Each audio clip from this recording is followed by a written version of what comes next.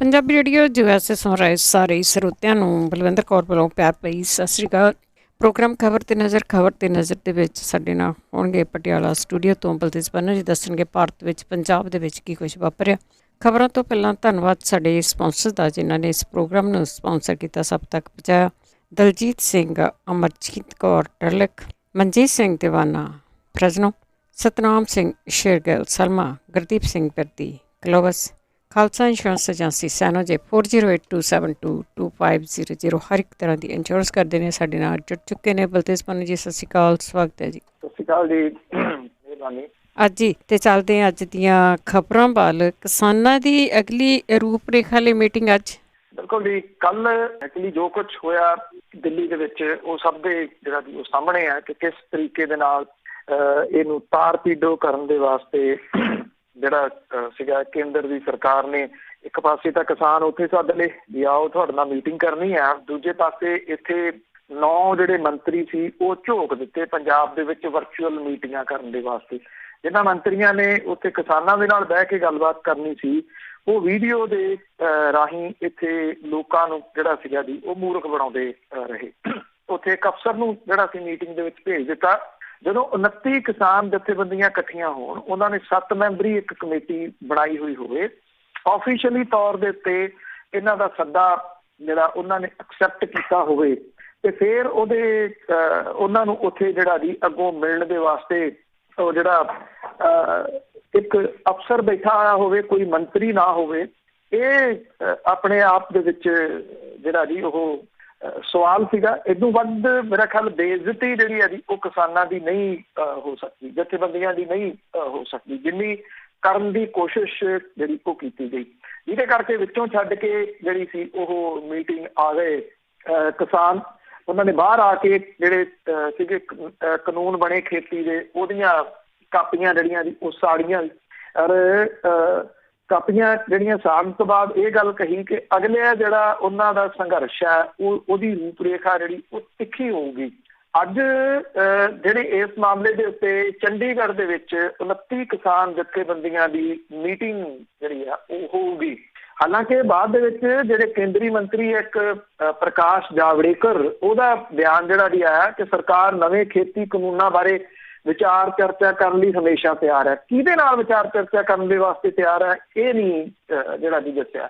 Video ਦੇ ਰਾਹੀਂ ਲੋਕਾਂ ਦੇ ਨਾਲ ਜਾਂ ਜਿਹੜੇ ਸੱਦੇ ਗਏ ਜਥੇਬੰਦੀਆਂ ਦੇ ਆਗੂ ਸੀ ਉਹਨਾਂ ਦੇ ਨਾਲ ਤਾਂ ਉਹ ਤਿਆਰ ਕਰਨ ਦੇ ਜਿਹੜਾ ਜੀ ਉਹ ਤਿਆਰ ਨਹੀਂ, ਇਹਨੂੰ ਗੱਲਬਾਤ ਕਰਨ ਦੇ ਵਾਸਤੇ ਤਿਆਰ ਹੁੰਦੇ ਤੇ ਇਹਨੂੰ ਮਾੜਾ ਮੋਟਾ ਸੀਰੀਅਸ ਜਿਹੜਾ ਜੀ ਉਹ ਲੈਂਦੇ। ਸ਼ਾਇਦ ਕਿਤੇ ਨਾ ਕਿਤੇ ਭਾਰਤੀ ਜਨਤਾ ਪਾਰਟੀ ਅਜੇ ਵੀ ਜਿਹੜਾ ਜੀ ਉਹ ਸਮਝਦੀ ਆ ਵੀ ਇਹ ਸੰਘਰਸ਼ ਏਡਾ ਕੋਈ ਤਿੱਖਾ ਨਹੀਂ ਹੈਗਾ ਕਿ ਕਿਸਾਨਾਂ ਦੇ ਨਾਲ ਗੱਲਬਾਤ ਜਿਹੜੀ ਜੀ ਉਹ ਕੀਤੀ ਜਾ ਸਕੇ। ਕਿਸਾਨਾਂ ਨੂੰ ਉਹ ਵੇਟ ਨਹੀਂ ਦੇਣਾ ਜਿਹੜਾ ਜੀ ਉਹ ਚਾਹੁੰਦੀ ਤੇ ਇਹਨਾਂ ਨੂੰ ਜ਼ਿਆਦਾ ਭਾਅ ਜਿਹੜਾ ਉਹ ਦਿੱਤਾ ਜਾਵੇ। ਅੱਜ ਜਿਹੜੀ ਮੀਟਿੰਗ ਲੱਗੂਗੀ ਕਿਸਾਨਾਂ ਦੀ, ਹੁਣ ਵੇਖਣਾ ਇਹ ਹੋਊਗਾ ਕਿ ਇਹਦੇ ਵਿੱਚ ਕਿਸਾਨਾਂ ਦੀ ਅਗਲੀ ਸੰਘਰਸ਼ ਦੀ ਰੂਪ ਰੇਖਾ ਜਿਹੜੀ ਹੈ ਜੀ ਉਹ ਕੀ ਹੁੰਦੀ ਹੈ। ਇੱਕ ਤਾਂ ਲਗਭਗ ਤੈਅ ਜਿਹੜਾ ਜੀ ਲੱਗ ਰਿਹਾ ਹੈ ਕਿ ਜਿਹੜੇ ਇਹ ਟ੍ਰੇਨ ਦੇ ਟਰੈਕ ਦੇ ਉੱਤੇ ਬੈਠੇ ਆ ਉੱਥੋਂ ਨਹੀਂ ਉੱਠਣਗੇ। ਟ੍ਰੇਨਾਂ ਦਾ ਉਸੇ ਤਰੀਕੇ ਦੇ ਨਾਲ ਬਾਈਕਾਟ ਜਾਰੀ ਰਹੂਗਾ। ਟੋਲ ਪਲਾਜ਼ਿਆਂ ਤੋਂ ਨਹੀਂ ਉੱਠਣਗੇ, ਪੈਟਰੋਲ ਪੰਪਾਂ ਤੋਂ ਨਹੀਂ ਉੱਠਣਗੇ, ਜਿਹੜੀਆਂ ਮਾਲਸ ਘੇਰੀਆਂ ਹੋਈਆਂ ਨੇ ਉੱਥੋਂ ਨਹੀਂ ਉੱਠਣਗੇ। ਇਹਦੇ ਨਾਲ ਹੋਰ ਕੀ ਐਡ ਕੀਤਾ ਜਾਂਦਾ, ਇਹ ਅਹਿਮ ਜਿਹੜਾ ਜੀ ਉਹ ਰਹੂਗਾ। ਅੱਜ ਦੀ ਮੀਟਿੰਗ ਦੇ ਉੱਤੇ ਬਿਨਾਂ ਕਿਸੇ ਸ਼ੱਕ ਦੇ ਪੰਜਾਬ ਸਰਕਾਰ ਦੀਆਂ ਨਿਗਾਹਾਂ ਰਹਿਣਗੀਆਂ, ਕੇਂਦਰ ਸਰਕਾਰ ਦੀਆਂ ਨਿਗਾਹਾਂ ਰਹਿਣਗੀਆਂ। ਇਹਨਾਂ ਖੇਤੀ ਸੰਘਰਸ਼ ਦੇ ਨਾਲ ਜੁੜੇ ਜਿਹੜੇ ਲੋਕ ਨੇ ਉਹਨਾਂ ਦੀਆਂ ਨਿਗਾਹਾਂ ਰਹਿਣਗੀਆਂ। ਜਿੰਨੇ ਜਿਹੜਾ ਗੁੱਸੇ ਦੇ ਵਿੱਚ ਨੇ ਕਿਸਾਨ ਜਥੇਬੰਦੀਆਂ ਵਾਲੇ, ਉਹ ਇੱਕ ਕਿਸੇ ਸਖਤ ਐਕਸ਼ਨ ਦਾ ਜਿਹੜਾ ਜੀ ਉਹ ਦੇ ਸਕਦੀਆਂ ਨੇ। ਔਰ ਖਾਸ ਤੌਰ ਦੇ ਉੱਤੇ ਭਾਰਤ ਬੰਦ ਦਾ ਸੱਦਾ ਭਾਰਤੀ ਕਿਸਾਨ ਯੂਨੀਅਨ ਦੇ ਵੱਲੋਂ ਜਿਹੜਾ ਉਹ ਦਿੱਤਾ ਜਾ ਸਕਦਾ, ਜਿਹਦੀ ਗੱਲ ਪਿਛਲੀ ਮੀਟਿੰਗ ਦੇ ਵਿੱਚ ਵੀ ਜਿਹੜੀ ਜੀ ਉਹ ਕੀਤੀ ਗਈ ਸੀ, ਉਹਨੂੰ ਵੱਡੇ ਰੂਪ ਦੇ ਵਿੱਚ ਪ੍ਰਚਾਰਿਆ ਜਾ ਸਕਦਾ ਕਿ 10 ਵਜੇ ਤੋਂ 4 ਵਜੇ ਤੱਕ 5 ਤਰੀਕ ਨੂੰ 5 ਨਵੰਬਰ ਨੂੰ ਚੱਕਾ ਜਾਮ ਸਮੁੱਚੇ ਮੁਲਕ ਭਰ ਦੇ ਵਿੱਚ ਹੋ ਸਕਦਾ ਹੈ ਜੀ। ਚਾਹੀਦਾ ਜੀ ਕੁਛ ਨਾ ਕੁਛ ਕਰਨਾ। ਅੱਗੇ ਗੱਲ ਕਰਦੇ ਹਾਂ ਵਿਧਾਨ ਸਭਾ ਦੇ ਵਿਸ਼ੇਸ਼ ਇਜਲਾਸ ਦੀ 19 ਨੂੰ। ਬਿਲਕੁਲ, ਇਹ ਵਿਸ਼ੇਸ਼ ਜਿਹੜਾ ਇਜਲਾਸ ਹੈ ਐਕਚੁਅਲੀ ਵਾਅਦਾ ਕੀਤਾ ਸੀ ਕੈਪਟਨ ਅਮਰਿੰਦਰ ਸਿੰਘ ਨੇ ਕਿਸਾਨ ਜਥੇਬੰਦੀਆਂ ਦੇ ਨਾਲ। ਰਾਹੁਲ ਗਾਂਧੀ ਜਦੋਂ ਟਰੈਕਟਰਾਂ ਦਾ ਜਲੂਸ ਕੱਢਣ ਆਏ ਸੀ ਇੱਥੇ ਪੰਜਾਬ ਦੇ ਵਿੱਚ, ਤੇ ਉਦੋਂ ਉਹਨਾਂ ਦੀਆਂ ਮੀਟਿੰਗਾਂ ਦੇ ਵਿੱਚ ਵੀ ਬਾਰ-ਬਾਰ ਇਹ ਗੱਲ ਕਹਿੰਦੇ ਰਹੇ ਸੀ ਕਿ ਛੇਤੀ ਅਸੀਂ ਮੀਟਿੰਗ ਜਿਹੜੀ ਜੀ ਉਹ ਸੱਦ ਕੇ ਤੇ ਪੰਜਾਬ ਵਿਧਾਨ ਸਭਾ ਦਾ ਵਿਸ਼ੇਸ਼ ਇਜਲਾਸ ਬੁਲਾਵਾਂਗੇ, ਉਹਦੇ ਵਿੱਚ ਅਸੀਂ ਇਹਨਾਂ ਖੇਤੀ ਕਾਨੂੰਨਾਂ ਨੂੰ ਰੱਦ ਕਰਾਂਗੇ। ਜਦੋਂ ਬਾਅਦ ਦੇ ਵਿੱਚ ਕਿਸਾਨਾਂ ਨੇ ਅਲਟੀਮੇਟਮ ਦੇ ਦਿੱਤਾ ਤੇ ਉਹ ਤੋਂ ਥੋੜਾ ਜਿਹਾ ਬੜਿੰਗ ਹੋ ਗਏ। ਤੋ ਇਹ ਕਹਿਤਾ ਕਿ ਮੈਂ ਕਿਸਾਨ ਜਥੇਬੰਦੀਆਂ ਨੂੰ ਖੁਸ਼ ਕਰਨ ਲਈ ਨਹੀਂ ਕਰਨਾ, ਇਹ ਕਰੂੰਗਾ ਕਾਨੂੰਨੀ ਤੌਰ ਦੇ ਉੱਤੇ। ਹੁਣ ਕਿਉਂਕਿ ਪ੍ਰੈਸ਼ਰ ਪੈ ਗਿਆ, ਪ੍ਰੈਸ਼ਰ ਬਹੁਤ ਜ਼ਿਆਦਾ ਜਿਹੜਾ ਦੀ ਉਹ ਪੈ ਗਿਆ ਸਰਕਾਰ ਦੇ ਉੱਤੇ। ਕਿਸਾਨਾਂ ਨੇ ਇਹ ਵੀ ਕਹਿ ਦਿੱਤਾ ਕਿ ਅੱਜ ਜਿਵੇਂ 15 ਹੋ ਗਈ, ਕਿ 15 ਤੋਂ ਬਾਅਦ ਅਸੀਂ ਕਾਂਗਰਸੀਆਂ ਦਾ ਵੀ ਉਹੀ ਹਸ਼ਰ ਕਰਾਂਗੇ ਜੋ ਭਾਜਪਾਈਆਂ ਦਾ ਕਰ ਰਹੇ ਆ, ਮਤਲਬ ਕਿ ਉਹਨਾਂ ਨੂੰ ਵੀ ਵੜਨ ਨਹੀਂ ਦੇਵਾਂਗੇ। ਕਿਹਾ ਜਾ ਰਿਹਾ ਹੈ ਕਿ ਕਾਂਗਰਸ ਦੇ ਅੰਦਰੂਨੀ ਤੌਰ ਦੇ ਉੱਤੇ ਵੀ, ਅੰਦਰੋਂ ਵੀ ਕਾਂਗਰਸ ਦੇ ਅੰਡਰ ਪ੍ਰੈਸ਼ਰ ਜਿਹੜਾ ਵੀ ਉਹ ਕੈਪਟਨ ਅਮਰਿੰਦਰ ਸਿੰਘ ਹੋਰੀ ਨੇ ਇਸ ਮਸਲੇ ਦੇ ਉੱਤੇ, ਜੇ ਕਾਂਗਰਸ ਦੇ ਅੰਦਰੋਂ ਪ੍ਰੈਸ਼ਰ ਨਾ ਪੈਂਦਾ ਤੇ ਖੌਰੇ ਉਹ ਟਾਲ ਹੀ ਜਾਂਦੇ ਜਿਵੇਂ ਟਾਲ ਰਹੇ ਸੀਗੇ ਇਸ ਸਭ ਕਾਸੇ ਨੂੰ। ਇਹ ਸਭ ਨੂੰ ਪਤਾ ਹੈ ਕਿ ਇਹ ਬਹੁਤ ਭਾਰੀ ਪੈ ਸਕਦਾ ਕਾਂਗਰਸ ਨੂੰ। ਭਾਰੀ ਇਸ ਪੱਖੋਂ ਪੈ ਸਕਦਾ ਕਿ ਕਿਸਾਨ ਇੱਕ ਵੱਡਾ ਵੋਟ ਬੈਂਕ ਨੇ, ਗਾਂ ਚੋਣਾਂ ਆਉਂਦੀਆਂ ਨੇ, ਔਰ ਇਸ ਕਰਕੇ ਇਹ ਵਿਸ਼ੇਸ਼ ਇਜਲਾਸ ਜਿਹੜਾ 19 ਤਰੀਕ ਨੂੰ ਸੱਦਿਆ ਜਾਊਗਾ, ਔਰ ਇਸ ਵਿਸ਼ੇਸ਼ ਇਜਲਾਸ ਦੇ ਵਿੱਚ ਇਹਨਾਂ ਖੇਤੀ ਕਾਨੂੰਨਾਂ ਨੂੰ ਰੱਦ ਕਰਨ ਦਾ ਮਤਾ ਜਿਹੜਾ ਵੀ ਉਹ ਲਿਆਂਦਾ ਜਾਊਗਾ। ਇਹਦੇ ਨਾਲ ਅਸਲ ਦੇ ਵਿੱਚ ਕੀ ਆ ਕਿ ਕਿਉਂਕਿ ਸੋਨੀਆ ਗਾਂਧੀ ਨੇ ਵੀ ਇਹ ਕਿਹਾ ਹੋਇਆ ਕਿ ਜਿਹੜੇ ਕਾਂਗਰਸੀ ਰਾਜ ਨੇ ਉਹ ਵਿਸ਼ੇਸ਼ ਇਜਲਾਸ ਸੱਦ ਕੇ ਇਹਨਾਂ ਮਤਿਆਂ ਨੂੰ ਰੱਦ ਕਰਨ। ਗੈਰ ਭਾਜਪਾਈ ਜਿਹੜੇ ਰਾਜ ਨੇ, ਜਿਹਦੇ ਵਿੱਚ ਪੱਛਮੀ ਬੰਗਾਲ ਵੀ ਆ ਜਾਂਦਾ, ਜਿਹਦੇ ਵਿੱਚ ਮਹਾਰਾਸ਼ਟਰ ਵੀ ਉਮੀਦ ਆ ਜਾਊਗਾ, ਕਿਉਂਕਿ ਸ਼ਰਦ ਪਵਾਰ ਉੱਥੇ ਸਰਕਾਰ ਦੇ ਵਿੱਚ ਇੱਕ ਵੱਡਾ ਪਾਰਟ ਹੈ, ਉਹ ਖੁਦ ਖੇਤੀਬਾੜੀ ਮੰਤਰੀ ਰਿਹਾ। ਜੇ ਪੰਜਾਬ ਇਹ ਖੇਤੀ ਕਾਨੂੰਨਾਂ ਨੂੰ ਰੱਦ ਕਰਦਾ ਵਿਸ਼ੇਸ਼ ਇਜਲਾਸ ਸੱਦ ਕੇ, ਬਿਨਾਂ ਕਿਸੇ ਸ਼ੱਕ ਦੇ ਦਿੱਲੀ ਦੀ ਅਰਵਿੰਦ ਕੇਜਰੀਵਾਲ ਸਰਕਾਰ ਦੇ ਉੱਤੇ ਵੀ ਇਹਦਾ ਪ੍ਰੈਸ਼ਰ ਜਿਹੜਾ ਜੀ ਉਹ ਬਣੂਗਾ। ਇਹ ਜਿਹੜੇ ਰਾਜ ਨੇ ਉਹ ਖੇਤੀ ਕਾਨੂੰਨਾਂ ਨੂੰ ਰੱਦ ਕਰਨਗੇ। ਖੇਤੀ ਕਾਨੂੰਨਾਂ ਨੂੰ ਰੱਦ ਕਰਕੇ ਬੇਸ਼ੱਕ ਉਹਦੇ ਨਾਲ ਇਹ ਖੇਤੀ ਕਾਨੂੰਨ ਰੱਦ ਨਹੀਂ ਹੋ ਜਾਣੇ, ਪਰ ਕੇਂਦਰ ਦੀ ਸਰਕਾਰ ਅੰਡਰ ਪ੍ਰੈਸ਼ਰ ਜਿਹੜਾ ਜੀ ਉਹ ਜ਼ਰੂਰ ਆ ਜਾਊਗੀ। ਇਹਨਾਂ ਤੋਂ ਬਾਅਦ ਉਮੀਦ ਕੀਤੀ ਜਾਣੀ ਚਾਹੀਦੀ ਹੈ 19 ਤਰੀਕ ਨੂੰ ਜਿਹੜਾ ਜੀ ਇਹ ਵਿਸ਼ੇਸ਼ ਸੈਸ਼ਨ ਸੱਦਿਆ ਗਿਆ, ਉਹਦੇ ਵਿੱਚ ਇਹਨਾਂ ਖੇਤੀ ਕਾਨੂੰਨਾਂ ਨੂੰ ਰੱਦ ਜਿਹੜਾ ਜੀ ਉਹ ਕੀਤਾ ਜਾਊਗਾ।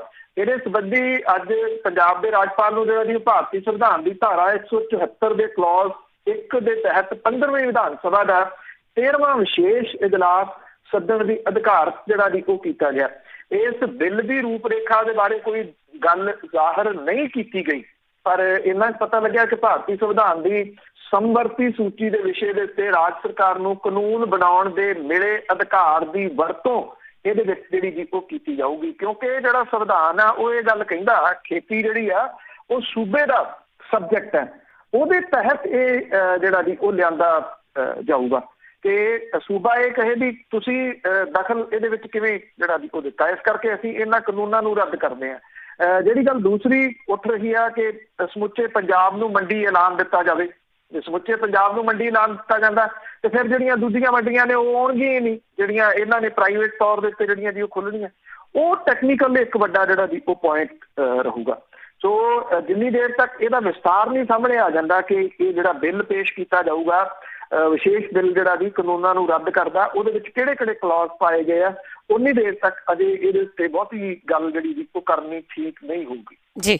ਤੇ ਅੱਗੇ ਸੰਗਰੂਰ ਦੇ ਵਿੱਚ ਜਿਸ ਤਰ੍ਹਾਂ ਤੁਸੀਂ ਪਹਿਲਾਂ ਵੀ ਦੱਸਿਆ ਕਿ ਵਰਚੁਅਲ ਮੀਟਿੰਗ ਕਰ ਰਹੇ ਸੀ ਭਾਜਪਾ ਤੇ ਕਿਸਾਨਾਂ ਨੇ ਘੇਰੇ। ਦੇਖੋ, ਇੱਕ ਪਾਸੇ ਤਾਂ ਜਿਹੜਾ ਜੀ ਇਹ ਪ੍ਰਚਾਰਿਆ ਜਾ ਰਿਹਾ ਸੀਗਾ ਕਿ ਕਿਸਾਨਾਂ ਨੂੰ ਸੱਦ ਲਿਆ ਜੀ ਗੱਲਬਾਤ ਦੇ ਵਾਸਤੇ, ਉੱਥੇ ਗੱਲਬਾਤ ਹੋ ਰਹੀ ਹੈ। ਇੱਥੇ ਇੱਕ ਸਕੂਲ ਦੇ ਵਿੱਚ ਇਹਨਾਂ ਨੇ ਕੇਂਦਰੀ ਮੰਤਰੀ, ਜਿਹੜੇ ਕੇਂਦਰੀ ਰਾਜ ਮੰਤਰੀ ਹੈ ਖੇਤੀਬਾੜੀ ਦਾ, ਉਹਦੀਆਂ ਸਕਰੀਨਾਂ ਵਗੈਰਾ ਲਾ ਕੇ ਵੱਡੀਆਂ, ਤੇ ਉੱਥੇ ਇਹ ਕਿਹਾ ਹੋਇਆ ਸੀ ਕਿ ਕਿਸਾਨ ਇਹਦੇ ਵਿੱਚ ਆਉਣਗੇ ਤੇ ਕਿਸਾਨਾਂ ਨੂੰ ਦੱਸਿਆ ਜਾਊਗਾ ਕਿ ਕਿਵੇਂ ਇਹ ਖੇਤੀ ਬਿੱਲ ਉਹਨਾਂ ਲਈ ਲਾਹੇਵੰਦ ਨੇ। ਇਸ ਮੀਟਿੰਗ ਦਾ ਪਤਾ ਜਿਹੜਾ ਸੀਗਾ ਜੀ ਉਹ ਨੌਜਵਾਨ ਜਿਹੜੇ ਕਿਸਾਨ ਸੀ ਉਹਨਾਂ ਨੂੰ ਲੱਗ ਗਿਆ, ਔਰ ਉਹ ਕੁਝ ਸਮੇਂ ਤੋਂ ਬਾਅਦ ਇਸ ਸੰਗਰੂਰ ਦੇ ਵਿੱਚ ਇਸ ਸਕੂਲ ਦੇ ਬਾਹਰ ਇਕੱਠੇ ਹੋ ਗਏ।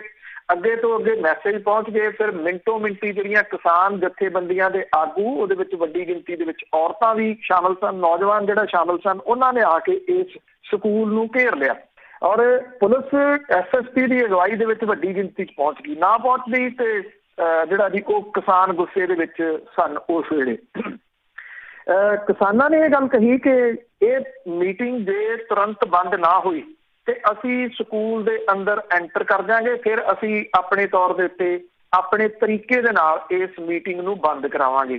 SSP ਨੇ ਅੰਦਰ ਜਾ ਕੇ ਗੱਲ ਕਰਕੇ ਬਾਹਰ ਆ ਕੇ ਦੱਸਿਆ ਕਿ ਜੀ ਅਸੀਂ ਮੀਟਿੰਗ ਜਿਹੜੀ ਆ ਉਹ ਬੰਦ ਕਰਵਾ ਦਿੱਤੀ ਹੈ। ਮੀਟਿੰਗ ਨੂੰ ਵਿਚਾਲੇ ਬੰਦ ਕਰਾਉਣਾ ਜਿਹੜਾ ਜੀ ਉਹ ਪੈ ਗਿਆ। ਕਿਹਾ ਗਿਆ ਸੀਗਾ ਕਿ ਇਹਦੇ ਵਿੱਚ ਕਿਸਾਨ ਜਿਹੜੇ ਜੀ ਉਹ ਲਿਆਂਦੇ ਗਏ ਆ, ਜਿਹੜੇ ਕੁਝ ਪੱਤਰਕਾਰ ਬੈਠੇ ਸੀਗੇ ਜ਼ਰੂਰ, ਉਹਨਾਂ ਦੇ ਸਵਾਲਾਂ ਦੇ ਜਵਾਬ ਦੇ ਰਹੇ ਸੀ। ਖੇਤੀਬਾੜੀ ਰਾਜ ਮੰਤਰੀ ਜਿਹੜੇ ਉੱਥੇ ਬੈਠੇ ਲੋਕ ਸੀ, ਉਹਨਾਂ ਨੂੰ ਪੁੱਛਿਆ ਗਿਆ ਕਿ ਤੁਸੀਂ ਕਿਸਾਨ ਹੋ, ਤਾਂ ਉਹਨਾਂ ਨੇ ਇਹ ਗੱਲ ਜਿਹੜੀ ਜੀ ਕਹੀ ਵੀ ਨਹੀਂ, ਅਸੀਂ ਤਾਂ ਪੱਲੇਦਾਰ ਹੈ, ਧੂਰੀ ਦੇ ਵਿੱਚ ਜਿਹੜੀ ਮੰਡੀ ਆ ਅਸੀਂ ਉਹਦੇ ਵਿੱਚ ਪੱਲੇਦਾਰੀ ਕਰਦੇ ਹਾਂ, ਔਰ ਸਾਨੂੰ ਤਾਂ ਜਿਹੜਾ ਜੀ ਇਸ ਮੀਟਿੰਗ ਦੇ ਵਿੱਚ ਦਿਹਾੜੀ ਦੇ ਉੱਤੇ ਜਿਹੜਾ ਉਹ ਲਿਆਂਦਾ ਗਿਆ। ਹੁਣ ਜਿਹੜੀ ਕਿਸਾਨਾਂ ਨੂੰ ਦੱਸਣ ਦੇ ਵਾਸਤੇ ਮੀਟਿੰਗ ਲਾਉਣੀ ਆ, ਉਹਦੇ ਵਿੱਚ ਕਿਸਾਨ ਤਾਂ ਹੈ ਨਹੀਂ, ਨਾ ਉਹ ਆਉਣੇ ਆ। ਭਾਰਤੀ ਜਨਤਾ ਪਾਰਟੀ ਜਿਹੜੀ ਜੀ ਉਹ ਮੀਟਿੰਗ ਲਾਵੇ ਕਿਸਾਨਾਂ ਲਈ ਤੇ ਕਿਸਾਨ ਉਹਦੇ ਵਿੱਚ ਆ ਜਾਣ। ਪੰਜਾਬ ਦੇ ਵਿੱਚ ਅੱਜ ਦੀ ਤਰੀਕ ਦੇ ਵਿੱਚ ਇਹ ਸੰਭਵ ਨਹੀਂ ਗਾ ਜੀ। ਭਾਰਤੀ ਜਨਤਾ ਪਾਰਟੀ ਜਿਹੜੀ ਹੈ ਜੀ ਉਹ ਲੋਹੇ ਨੂੰ ਲੱਕੜ ਸਮਝ ਕੇ ਤਾਰਨ ਦੀ ਕੋਸ਼ਿਸ਼ ਦੇ ਵਿੱਚ ਹੈ।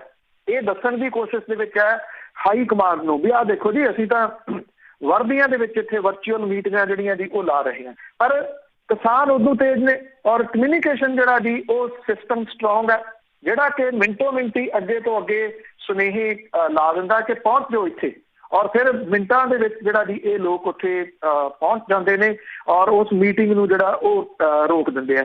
ਭਾਰਤੀ ਜਨਤਾ ਪਾਰਟੀ ਨੂੰ ਅਜਿਹੀਆਂ ਚੁਸਤੀਆਂ ਜਿਹੜੀਆਂ ਜੀ ਉਹ ਕਰਨ ਦੀ ਜਗ੍ਹਾ ਦੇ ਉੱਤੇ ਹਾਈ ਕਮਾਂਡ ਨੂੰ ਪੰਜਾਬ ਦੀ ਅਸਲ ਸਿਚੁਏਸ਼ਨ ਦੱਸਣੀ ਚਾਹੀਦੀ ਆ, ਜਿਹੜੀ ਕਿ ਇਸ ਵੇਲੇ ਭਾਰਤੀ ਜਨਤਾ ਪਾਰਟੀ ਦੀ ਬਣੀ ਹੋਈ ਹੈ। ਜੀ ਜੀ, ਚੁਸਤ ਚਲਾਕੀਆਂ ਤਾਂ ਸ਼ੁਰੂ ਤੋਂ ਹੀ ਆ ਜੀ। ਅੱਗੇ ਗੱਲ ਕਰਦੇ ਹਾਂ ਮਲਤਾਨੀ ਕੇਸ ਦੀ। ਉਸ ਮਾਮਲੇ ਵਿੱਚ ਸੁਪਰੀਮ ਕੋਰਟ ਵੱਲੋਂ ਪੰਜਾਬ ਦੀ ਸਰਕਾਰ ਨੂੰ ਇੱਕ ਨੋਟਿਸ ਜਾਰੀ ਕੀਤਾ ਗਿਆ। ਐਕਚੁਅਲੀ ਜਿਹੜਾ ਸੁਮੇਧ ਸੈਣੀ ਹੈ ਜੀ, ਉਹਨੇ ਇਹ ਜਿਹੜਾ ਜੀ ਮਾਮਲਾ ਉਹ ਸੁਪਰੀਮ ਕੋਰਟ ਦੇ ਵਿੱਚ ਲੈ ਕੇ ਗਿਆ, ਔਰ ਉਹਨੇ ਇਹ ਗੱਲ ਸੁਪਰੀਮ ਕੋਰਟ ਦੇ ਵਿੱਚ ਕਹੀ ਹੈ ਕਿ ਮੁਲਤਾਨੀ ਮਾਮਲਾ 29 ਵਰ੍ਹੇ ਪੁਰਾਣਾ, ਤੇ ਇਹਨੂੰ ਇਹ ਜਿਹੜੀ FIR ਦਰਜ ਕੀਤੀ ਆ ਮਟੌਰ ਥਾਣੇ ਦੇ ਵਿੱਚ, ਇਹਨੂੰ ਮੁੱਢੋਂ ਸੁੱਢੋਂ ਰੱਦ ਕਰ ਦਿੱਤਾ ਜਾਵੇ, ਜਿਹਦੇ ਕਰਕੇ ਜਿਹੜਾ ਜੀ ਇੱਕ ਨੋਟਿਸ ਜਾਰੀ ਕੀਤਾ ਗਿਆ ਸੁਪਰੀਮ ਕੋਰਟ ਦੇ ਵੱਲੋਂ ਪੰਜਾਬ ਸਰਕਾਰ ਨੂੰ। ਤੇ ਇਹਦੇ ਵਿੱਚ ਜਿਹੜੀ ਪੀੜਤ ਧਿਰ ਹੈ ਮੁਲਤਾਨੀ ਪਰਿਵਾਰ, ਉਹਨਾਂ ਨੂੰ ਇੱਕ ਨੋਟਿਸ ਜਾਰੀ ਕੀਤਾ ਗਿਆ। 3 ਹਫ਼ਤਿਆਂ ਦੇ ਵਿੱਚ ਇਸ ਨੋਟਿਸ ਦਾ ਜਵਾਬ ਦੇਣ ਦੇ ਵਾਸਤੇ ਆਖਿਆ ਗਿਆ। ਸੁਮੇਧ ਸੈਣੀ ਨੇ ਇਹਦੇ ਵਿੱਚ ਪਲੀ ਜਿਹੜੀ ਹੈ ਜੀ ਉਹ ਇਹ ਲਈ ਆ ਕਿ ਇਹ ਕੇਸ ਬਹੁਤ ਪੁਰਾਣਾ, 29 ਸਾਲ ਪੁਰਾਣਾ ਕੇਸ, ਇਸ ਕਰਕੇ ਇਹਦੇ ਉੱਤੇ FIR ਦਰਜ ਨਹੀਂ ਹੋ ਸਕਦੀ। ਦੂਜੀ ਪਲੀ ਉਹਨੇ ਇਹ ਲਈ ਆ ਕਿ ਪਹਿਲਾਂ ਵੀ CBI ਨੇ ਇਹਦੀ ਜਾਂਚ ਕੀਤੀ ਸੀ ਤੇ ਸੁਪਰੀਮ ਕੋਰਟ ਨੇ ਉਹਨੂੰ ਰਾਹਤ ਇਸ ਮਾਮਲੇ ਦੇ ਵਿੱਚ ਦਿੱਤੀ ਸੀ। ਕੇਸ ਪੁਰਾਣਾ, ਇਹਦੇ 'ਚ ਕੋਈ ਸ਼ੱਕ ਨਹੀਂ, 29 ਸਾਲ ਪੁਰਾਣਾ। 29 ਸਾਲ ਤੇ CBI ਦੇ ਕੇਸ ਤੋਂ ਬਾਅਦ ਇਹਦੇ ਵਿੱਚ ਜਿਹੜੀ ਵੱਡੀ ਡਿਵੈਲਪਮੈਂਟ ਹੋਈ ਆ ਉਹ ਸਭ ਨੂੰ ਪਤਾ ਕਿ ਉਹ ਇਹ ਆ ਕਿ ਇੱਕ ਤਾਂ 5 ਜਿਹੜੇ ਚਸ਼ਮਦੀਦ ਗਵਾਹ ਨੇ ਉਹ ਇਸ ਕੇਸ ਦੇ ਵਿੱਚ ਸਾਹਮਣੇ ਆਏ, ਜਿਹੜੇ ਕਿ ਪਹਿਲਾਂ ਹੈ ਨਹੀਂ ਸੀ। ਦੂਸਰਾ, ਸੁਮੇਧ ਸੈਣੀ ਦੀ ਟੀਮ ਦਾ ਹਿੱਸਾ ਰਹੇ 2 ਜਿਹੜੇ ਸਾਬਕਾ ਇੰਸਪੈਕਟਰ ਨੇ ਉਹ ਵਾਧਾਮਾਸ ਗਵਾਹ ਬਣ ਗਏ। ਇਹ ਇੱਕ ਬਹੁਤ ਵੱਡਾ ਜਿਹੜਾ ਜੀ ਇੱਕ ਪੱਖ ਹੈ ਇਸ ਕੇਸ ਦਾ। ਸੁਮੇਧ ਸੈਣੀ ਨੂੰ ਟੈਕਨੀਕਲੀ ਪੁੱਛੋ ਤਾਂ ਸੁਪਰੀਮ ਕੋਰਟ ਦੇ ਵਿੱਚੋਂ ਰਾਹਤ ਨਹੀਂ ਮਿਲਣੀ ਇਸ ਮਾਮਲੇ ਤੇ, ਅਨਲੈਸ ਜਿਹੜੀ ਇੱਥੇ ਪੰਜਾਬ ਦੇ ਸਰਕਾਰ ਦੇ ਵਕੀਲਾਂ ਦੀ ਫੌਜ ਖੜੀ ਹੈ, ਜਿਹੜੀ ਉਹਦੀ ਸਿੱਧੇ ਰੂਪ 'ਚ ਨਹੀਂ ਸਿੱਧੇ ਰੂਪ 'ਚ ਮਦਦ ਕਰ ਰਹੀ ਹੈ ਸੁਮੇਧ ਸੈਣੀ ਦੀ। ਜੇ ਉਹ ਆਪਣਾ ਕੇਸ ਸਟਰੋਂਗਲੀ ਲੈ ਕੇ ਜਿਹੜਾ ਜੀ ਉਹ ਜਾਵੇ, ਉਹਦੇ ਵੱਲੋਂ ਵਕੀਲ ਜਿਹੜੇ ਜੀ ਪੇਸ਼ ਹੋਣ, ਇਸ ਨੋਟਿਸ ਦਾ ਜਵਾਬ ਬਣਾ ਕੇ ਲਿਜਾਣ ਔਰ ਇਹਦੀ ਬਹਿਸ ਜਿਹੜੀ ਆਰਗੂਮੈਂਟ ਹੈ ਉਹ ਕਰਨ। ਕੁਝ ਘਟਨਾਵਾਂ ਪਿਛਲੇ ਦਿਨਾਂ ਦੇ ਵਿੱਚ ਇੱਥੇ ਇਸ ਤਰ੍ਹਾਂ ਦੀਆਂ ਵਾਪਰੀਆਂ ਨੇ 2, ਜਿਹਦੇ ਵਿੱਚ ਇੱਕ ਤਾਂ ਜਿਹੜਾ SP ਬਿਕਰਮਜੀਤ ਸਿੰਘ ਸੀਗਾ ਬਾਈਬਲ ਕਲਾਂ ਗੋਲੀ ਕਾਂਡ ਦੇ ਮਾਮਲੇ 'ਚ, ਉਹਨੇ ਕਿਉਂਕਿ ਸਸਪੈਂਡ ਕੀਤਾ ਹੋਇਆ ਸੀ, ਉਹਨੇ ਆਪਣੀ ਬਹਾਲੀ ਦੇ ਵਾਸਤੇ ਹਾਈ ਕੋਰਟ 'ਚ ਕੇਸ ਲਾਇਆ ਸੀ। ਪੰਜਾਬ ਸਰਕਾਰ ਦੇ ਵਕੀਲਾਂ ਦੀ ਫੌਜ 'ਚੋਂ ਕੋਈ ਗਿਆ ਹੀ ਨਹੀਂ, ਜਿਹਦੇ ਕਰਕੇ ਉਹਦੀ ਬਹਾਲੀ ਹੋ ਗਈ, ਕਿਉਂਕਿ ਕਾਰਵਾਈ ਇੱਕ ਤਰਫਾ ਹੋਣੀ ਸੀ, ਹੋ ਗਈ। ਦੂਜਾ ਮਾਮਲਾ ਸੀਗਾ ਜੀ ਸੁਮੇਧ ਸੈਣੀ ਦਾ, ਜਿਹੜਾ ਉਹਨੂੰ ਬਾਈਬਲ ਕਲਾਂ ਵਾਲੇ ਮਾਮਲੇ ਦੇ ਵਿੱਚ ਨਾਮਜ਼ਦ ਕੀਤਾ ਗਿਆ ਦੋਸ਼ੀ। ਉਹਦੇ ਸੰਬੰਧੀ ਇੱਕ ਨੋਟਿਸ ਜਿਹੜਾ ਜੀ ਉਹ ਗਿਆ ਹੋਇਆ ਸੀਗਾ ਪੰਜਾਬ ਸਰਕਾਰ ਨੂੰ। ਜਿਹੜਾ ਪੰਜਾਬ ਸਰਕਾਰ ਦਾ ਵਕੀਲ ਉੱਥੇ ਪੇਸ਼ ਹੋਇਆ, ਉਹ ਨੋਟਿਸ ਦਾ ਜਵਾਬ ਨਹੀਂ ਬਣਾ ਕੇ ਲੈ ਕੇ ਗਿਆ। ਮਤਲਬ ਕਿ ਇਹੋ ਜਿਹੀਆਂ ਜਿਹੜੀਆਂ ਚੀਜ਼ਾਂ ਨੇ ਉਹ ਉੱਥੇ ਤੁਸੀਂ ਜਿਹੜਾ ਜੀ ਉਹ ਕੀ ਕਰੋਗੇ। ਇਹ ਜਿਹੜੀ ਫੌਜ ਖੜੀ ਆ, ਜਿਹੜੀ ਟੈਕਸ ਪੇਅਰ ਦੇ ਸਿਰ ਦੇ ਉੱਤੇ ਜਿਹੜੀ ਉਹ ਖੜੀ ਆ, ਉਹ ਹੁਣ ਅੰਦਰੋਂ ਜਿਹੜੀ ਜੀ ਉਹ ਮਦਦ ਕਰ ਰਹੀ ਹੈ। ਜਿਹੜਾ ਕੁੰਵਰ ਵਿਜੇ ਪ੍ਰਤਾਪ ਸਿੰਘ ਹੋਰਾਂ ਵਰਗਾ ਇੱਕ ਇਮਾਨਦਾਰ ਜਿਹੜਾ ਉਹ ਧਾਕੜ ਆਫੀਸਰ ਹੈ, ਉਹ ਆਪਣੀ ਹਰ ਸੰਭਵ ਜਿਹੜੀ ਉਹ ਕੋਸ਼ਿਸ਼ ਕਰ ਰਿਹਾ ਤੇ ਇਸ ਮਾਮਲੇ ਨੂੰ ਜਿਹੜਾ ਬਹਿਬਲ ਕਲਾਂ ਵਾਲਾ ਉਹ ਕਿਸੇ ਪਾਸੇ ਜਿਹੜਾ ਜੀ ਉਹ ਲੱਗੇ। ਪਰ ਅੱਗੋਂ ਜਿਹੜੇ ਵਕੀਲ ਨੇ ਉਹ ਕੀ ਕਰਦੇ ਨੇ, ਹੁਣ ਸੁਪਰੀਮ ਕੋਰਟ ਦੇ ਵਿੱਚ ਵੀ ਜਿਹੜਾ ਮੁਲਤਾਨੀ ਵਾਲਾ ਕੇਸ ਗਿਆ, ਇੱਥੇ ਵੀ ਸਾਰਾ ਜਿਹੜਾ ਦਾਰੋ ਮਦਾਰ ਹੈ ਜੀ ਉਹ ਇਸ ਗੱਲ ਦੇ ਉੱਤੇ ਟਿਕਿਆ ਰਹੂਗਾ ਕਿ ਜਿਹੜੇ ਇਹ ਵਕੀਲ ਨੇ ਪੰਜਾਬ ਸਰਕਾਰ ਦੇ ਉਹ ਇਸ ਮਾਮਲੇ ਦੇ ਉੱਤੇ ਕੀ ਕਰਦੇ ਆ, ਉਹਨਾਂ ਦਾ ਰਵੱਈਆ ਜਿਹੜਾ ਜੀ ਉਹ ਕਿਹੋ ਜਿਹਾ ਹੁੰਦਾ, ਔਰ ਟੈਕਨੀਕਲੀ ਉਹ ਪੇਸ਼ ਹੁੰਦੇ ਨੇ ਜਾਂ ਨਹੀਂ। ਜੇ ਪੇਸ਼ ਹੁੰਦੇ ਵੀ ਆ ਤਾਂ ਉਹ ਇਹਨੂੰ ਕਿੰਨਾ ਸੀਰੀਅਸ ਲੈਂਦੇ ਆ ਇਸ ਕੇਸ ਨੂੰ, ਇਹ ਇਹਦੇ ਉੱਤੇ ਡਿਪੈਂਡ ਹੋਊਗਾ ਜੀ। ਤੇ ਜੇ ਅਗਲੀ ਗੱਲ ਕਰਦੇ ਆ ਜੰਮੂ ਕਸ਼ਮੀਰ ਦੇ ਰਿਹਾ ਹੋਏ ਕੁਝ ਕੁ ਨੇਤਾ, ਉਹ ਵੀ ਇਕੱਠੇ ਹੋਏ ਆ ਅਗਲੀ ਰੂਪ ਰੇਖਾ ਤਿਆਰ ਕਰਨ ਲਈ। ਦੇਖੋ ਇਸ ਤਰ੍ਹਾਂ ਹੈ, ਹੁਣ ਇਹ ਤਾਂ ਪਤਾ ਨਹੀਂ ਕਿ ਇਹ ਨੇਤਾ ਜਿਹੜੇ ਜੀ ਕਿੰਨੇ ਕਾਰਗਰ ਹੋਣਗੇ, ਹੈਗੇ ਰਾਜਨੀਤਿਕ ਨੇ ਇਹ, ਔਰ ਇਹ ਕਹਿਣ ਦੇ ਵਿੱਚ ਕੋਈ ਹਿਚਕਚਾਹਟ ਨਹੀਂ ਕਿ ਜੰਮੂ ਕਸ਼ਮੀਰ ਦੀ ਜਿਹੜੀ ਮੌਜੂਦਾ ਸਥਿਤੀ ਆ ਉਹਦੇ ਵਿੱਚ ਪਾਉਣ ਦੇ ਵਾਸਤੇ ਇਹ ਜਿਹੜੇ ਜੰਮੂ ਕਸ਼ਮੀਰ ਦੇ ਨੇਤਾ ਨੇ ਕਿਤੇ ਨਾ ਕਿਤੇ ਇੱਕ ਵੱਡਾ ਹੱਥ ਇਹਨਾਂ ਦਾ ਵੀ ਹੈ ਜੀ, ਚਾਹੇ ਉਹ ਅਬਦੁੱਲਾ ਪਰਿਵਾਰ ਹੈ ਤੇ ਚਾਹੇ ਉਹ ਮੁਫਤੀ ਜਿਹੜਾ ਵੀ ਉਹ ਪਰਿਵਾਰ ਹੈ, ਕਿਉਂਕਿ ਇਹਨਾਂ ਲੋਕਾਂ ਨੇ ਆਪਣਾ ਉੱਲੂ ਸਿੱਧਾ ਰੱਖਣ ਦੇ ਵਾਸਤੇ, ਆਪਣੀ ਰਾਜਨੀਤੀ ਕਰਨ ਦੇ ਵਾਸਤੇ ਹਮੇਸ਼ਾ ਜਿਹੜੇ ਜੀ ਉਹ ਸਮਝੌਤੇ ਕੀਤੇ। PDP ਦੀ ਨੇਤਾ ਮਹਿਬੂਬਾ ਮੁਫਤੀ ਜਿਹੜੀ ਆ ਉਹਨੂੰ ਪਿਛਲੇ ਦਿਨੀ ਰਿਹਾ ਕੀਤਾ ਗਿਆ, ਉਹਦੀ ਰਿਹਾਇਸ਼ ਦੇ ਉੱਤੇ ਮਿਲਣ ਦੇ ਵਾਸਤੇ ਗਏ ਡਾਕਟਰ ਫਾਰੂਕ ਅਬਦੁੱਲਾ ਤੇ ਉਹਨਾਂ ਦਾ ਮੁੰਡਾ ਉਮਰ ਅਬਦੁੱਲਾ। ਲੰਮੀ ਚੌੜੀ ਗੱਲਬਾਤ ਜਿਹੜੀ ਜੀ ਇੱਥੇ ਇਹਨਾਂ ਦੇ ਵੱਲੋਂ ਕੀਤੀ ਗਈ, ਔਰ ਇਹ ਵੀ ਜਿਹੜਾ ਜੀ ਕਿਹਾ ਗਿਆ ਕਿ ਜਿਹੜਾ ਜੰਮੂ ਤੇ ਕਸ਼ਮੀਰ ਦਾ ਵਿਸ਼ੇਸ਼ ਰੁਤਬਾ ਸੀਗਾ ਜਿਹਨੂੰ ਪਿਛਲੇ ਸਾਲ ਮਨਸੂਖ ਕਰ ਦਿੱਤਾ ਗਿਆ ਸੀ, ਉਹਦੇ ਨਾਲ ਸੰਬੰਧਿਤ ਗੁਪਕਾਰ ਐਲਾਨਨਾਮੇ ਨੂੰ ਲੈ ਕੇ ਭਵਿੱਖ ਦੀ ਰਣਨੀਤੀ ਘੜਨ ਦੇ ਵਾਸਤੇ ਅੱਜ ਫੇਰ ਦੂਸਰੀ ਮੀਟਿੰਗ ਜਿਹੜੀ ਹੈ ਜੀ ਇਹ ਕਰਨਗੇ। PDP ਦੀ ਆਗੂ ਜੰਮੂ ਤੇ ਕਸ਼ਮੀਰ ਦੀ ਸਾਬਕਾ ਮੁੱਖ ਮੰਤਰੀ ਮਹਿਬੂਬਾ ਮੁਫਤੀ ਵੀ ਇਸ ਮੀਟਿੰਗ ਦੇ ਵਿੱਚ ਜਾਣਗੇ। PSA ਦੇ ਤਹਿਤ ਗ੍ਰਿਫਤਾਰ ਮੁਫਤੀ ਨੂੰ 2 ਦਿਨ ਪਹਿਲਾਂ 14 ਮਹੀਨਿਆਂ ਦੀ ਹਿਰਾਸਤ ਤੋਂ ਬਾਹਰ ਰਿਹਾ ਜਿਹੜਾ ਜੀ ਉਹ ਕੀਤਾ ਗਿਆ ਸੀਗਾ। ਉਹਦੀ ਜਿਹੜੀ ਸਰਕਾਰੀ ਰਿਹਾਇਸ਼ ਆ ਫੇਅਰਵਿਊ ਬੰਗਲੇ ਦੇ ਬਾਹਰ ਮਹਿਬੂਬਾ ਮੁਫਤੀ ਜਿਹੜੀ ਸੀ ਉਹਨੂੰ ਮਿਲਣ ਵਾਲਿਆਂ ਦੀ ਲੰਬੀ ਲਾਈਨ ਜਿਹੜੀ ਸੀ ਉਹ ਲੱਗੀ ਰਹੀ। ਮੈਂ ਤਾਂ ਕਰਕੇ ਜਿਹੜੀ ਜੀ ਉਹ ਸਿਆਸਤ ਦੀ ਗੱਲ ਕੀਤੀ ਸੀ ਕਿ ਉਹੀ ਮਹਿਬੂਬਾ ਮੁਫਤੀ ਆ ਜਿਹਨੇ ਭਾਰਤੀ ਜਨਤਾ ਪਾਰਟੀ ਦੇ ਨਾਲ ਗੱਠਜੋੜ ਕਰਕੇ ਉੱਥੇ ਸਰਕਾਰ ਬਣਾਈ। ਭਾਰਤੀ ਜਨਤਾ ਪਾਰਟੀ ਤੇ PDP ਦੀ ਕੋਈ ਇੱਕ ਚੀਜ਼ ਕੱਢ ਲਓ ਜਿਹੜੀ ਮੇਲ ਖਾਂਦੀ ਹੋਵੇ, ਦੂਰ ਨੇੜੇ ਦਾ ਵੀ ਨਾਤਾ ਨਹੀਂ, ਕਿਉਂਕਿ PDP ਨੂੰ ਖਤਮ ਕਰਨ ਦੇ ਵਿੱਚ ਭਾਰਤੀ ਜਨਤਾ ਪਾਰਟੀ ਨੇ ਉਹ ਸਰਕਾਰ ਬਣਾ ਕੇ ਉਹਨੂੰ ਇੱਕ ਕਿਸਮ ਦੇ ਨਾਲ ਖਤਮ ਕਰਤਾ, ਲੋਕਾਂ ਦੇ ਵਿੱਚ ਬਦਨਾਮ ਕਰ ਦਿੱਤਾ। ਨਹੀਂ ਤਾਂ ਜਿਹੜੀਆਂ ਉੱਤੋਂ ਦੀਆਂ ਇਹ ਲੋਕਲ ਪਾਰਟੀਆਂ ਸੀਗੀਆਂ, ਰੀਜਨਲ ਪਾਰਟੀਆਂ ਸੀਗੀਆਂ, ਚਾਹੇ ਉਹ ਅਬਦੁੱਲਾ ਸਾਹਿਬ ਵਾਲੀ ਹੈ, ਚਾਹੇ ਮੁਫਤੀ ਹੋਰਾਂ ਵਾਲੀ ਜਿਹੜੀ ਜੀ ਪਾਰਟੀ ਹੈ, ਇਹ ਉੱਥੋਂ ਦੇ ਲੋਕਾਂ ਦੇ ਹੱਕਾਂ ਦੇ ਵਾਸਤੇ ਖੜਦੀਆਂ ਸੀ। ਹੌਲੀ ਹੌਲੀ ਇਹਨਾਂ ਨੇ ਆਪਣੇ ਹੱਕਾਂ ਦੇ ਵਾਸਤੇ ਜਿਹੜਾ ਜੀ ਉਹ ਖੜਨਾ ਸ਼ੁਰੂ ਕਰਤਾ ਵੀ ਸਿਆਸਤ ਕਿਸੇ ਤਰੀਕੇ ਦੇ ਨਾਲ ਆਵੇ, ਸਾਡੇ ਕੋਲੇ ਪਾਵਰ ਆਵੇ। ਜਦੋਂ ਪਾਵਰ ਆਉਂਦੀ ਇਹ ਲੋਕਾਂ ਦੇ ਮਸਲੇ ਬਿਲਕੁਲ ਜਿਹੜੇ ਜੀ ਉਹ ਭੁੱਲ ਭੁਲਾ ਜਾਂਦੇ। ਜੋ ਕੁਛ ਰੀਜਨਲ ਪਾਰਟੀ ਜਿਹੜੀਆਂ ਜੀ ਉਹ ਕਰ ਰਹੀਆਂ ਨੇ ਉਹੀ ਕੁਛ ਜੰਮੂ ਕਸ਼ਮੀਰ ਦੇ ਵਿੱਚ ਵੀ ਜਿਹੜਾ ਜੀ ਉਹ ਹੋਇਆ। ਹੁਣ ਵੇਖਣਾ ਇਹ ਹੋਊਗਾ ਕਿ ਸਭ ਕਾਸੇ ਤੋਂ ਬਾਅਦ ਹੁਣ ਤਾਂ ਵੈਸੇ ਇਹ ਆ ਕਿ ਪਤਾ ਨਹੀਂ ਅੱਗੋਂ ਇਹਨਾਂ ਦੀ ਜਿਹੜੀ ਆ ਜੀ ਉਹ ਕਿਹੋ ਜਿਹੀ ਰੂਪ ਰੇਖਾ ਬਣਦੀ ਆ, ਤਿੱਖੀ ਬਣਦੀ ਆ, ਕਿਹੋ ਜਿਹੀ ਬਣਦੀ ਆ, ਉਹਦੇ 'ਚ ਇਹ ਕੁਛ ਕਰ ਸਕਦੇ ਆ ਨਹੀਂ ਕਰ ਸਕਦੇ। ਇੰਨਾ ਜ਼ਰੂਰ ਆ ਕਿ ਕਿਤੇ ਨਾ ਕਿਤੇ ਇਹਨਾਂ ਦੀਆਂ ਇਹ ਜਿਹੜੀਆਂ ਰੀਜਨਲ ਪਾਰਟੀਆਂ ਨੇ ਜੰਮੂ ਕਸ਼ਮੀਰ ਵਾਲੀਆਂ ਉਹ ਲੋਕਾਂ ਨੂੰ ਉਹਨਾਂ ਦੀ ਜਵਾਬਦੇਹੀ ਜ਼ਰੂਰ ਜਿਹੜੀ ਜੀ ਉਹ ਹੈਗੀ ਆ ਕੁਝ ਪੁਆਇੰਟਾਂ ਦੇ ਉੱਤੇ ਕਿ ਇਹ ਲੋਕ ਸਿਰਫ ਸਿਆਸਤ ਹੀ ਕਰਦੇ ਰਹੇ। ਬਿਲਕੁਲ ਜੀ, ਪਰ ਨੁਕਸਾਨ ਬਹੁਤ ਕਰ ਲਿਆ ਆਪਣੀ ਸਿਆਸਤ ਕਰਦਿਆਂ। ਅੱਗੇ ਪੰਜਾਬ ਦੇ ਰਾਜਪਾਲ ਨੇ ਭਾਜਪਾ ਦੇ ਆਗੂ ਦੇ ਹਮਲੇ ਦੀ ਰਿਪੋਰਟ ਮੰਗੀ ਹੈ। ਪੰਜਾਬ ਦੇ ਰਾਜਪਾਲ ਜਿਹੜਾ VP ਸਿੰਘ ਬਦਨੌਰ ਹੈ ਉਹਨੇ ਅਸ਼ਵਨੀ ਸ਼ਰਮਾ ਤੇ ਹੁਸ਼ਿਆਰਪੁਰ ਦੇ ਵਿੱਚ ਹੋਏ ਹਮਲੇ ਦਾ ਨੋਟਿਸ ਲੈਂਦਿਆਂ ਹੋਇਆ ਚੀਫ ਸੈਕਟਰੀ ਤੋਂ ਇਹਦੇ ਬਾਰੇ ਡਿਟੇਲ ਰਿਪੋਰਟ ਮੰਗੀ ਹੈ। ਰਾਜਪਾਲ ਨੇ ਪੰਜਾਬ ਸਰਕਾਰ ਨੂੰ ਹਮਲਾਵਰਾਂ ਦੇ ਖਿਲਾਫ ਜਿਹੜਾ ਜੀ ਉਹ ਕਾਰਵਾਈ ਕਰਨ ਦੀ ਵੀ ਹਦਾਇਤ ਕੀਤੀ ਹੈ। ਅਸ਼ਵਨੀ ਸ਼ਰਮਾ ਤੋਂ ਇਲਾਵਾ ਭਾਜਪਾ ਆਗੂਆਂ ਦੀ ਸੁਰੱਖਿਆ ਯਕੀਨੀ ਬਣਾਉਣ ਦੇ ਵਾਸਤੇ ਕਿਹਾ ਗਿਆ। ਰਾਜਪਾਲ ਨੇ ਪੰਜਾਬ ਸਰਕਾਰ ਨੂੰ ਇਹ ਗੱਲ ਕਹੀ ਹੈ ਕਿ ਉਹ ਭਾਜਪਾ ਆਗੂਆਂ ਦਾ ਘਿਰਾਓ ਕਰਨ ਤੇ ਉਹਨਾਂ ਦਾ ਰਾਹ ਰੋਕਣ ਵਾਲੇ ਅਨਸਰਾਂ ਦੇ ਖਿਲਾਫ ਐਕਸ਼ਨ ਜਿਹੜਾ ਜੀ ਉਹ ਲਵੇ।